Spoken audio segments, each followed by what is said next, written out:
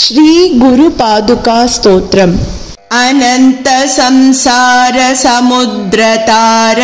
नौकायिताभ्यां गुरुभक्तिदाभ्यां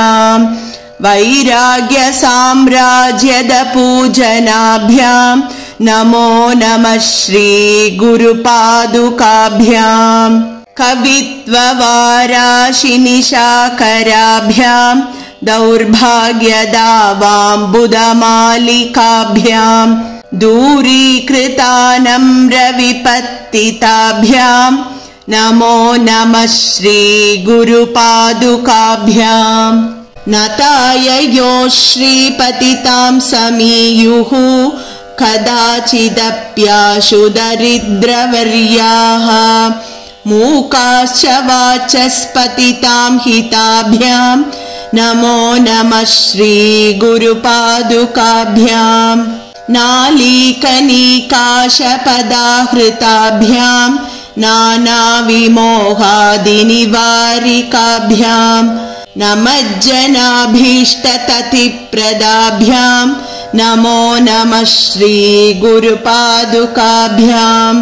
नृपालिमौलिव्रजरत्नकान्तिः सरिद्विराजझषकन्यकाभ्यां नृपत्वदाभ्यां नतलोकपङ्क्तेः नमो नमः श्री गुरुपादुकाभ्यां पापान्धकारार्कपरम्पराभ्यां तापत्रयाहीन्द्रखगेश्वराभ्यां जाड्याब्धिसंशोषणवाडवाभ्यां नमो नमः श्री गुरुपादुकाभ्यां शमादिषट्कप्रदवैभवाभ्यां समाधिदानव्रतदीक्षिताभ्यां रमाधवाङ्घ्रिस्थिरभक्तिदाभ्यां नमो नमः श्री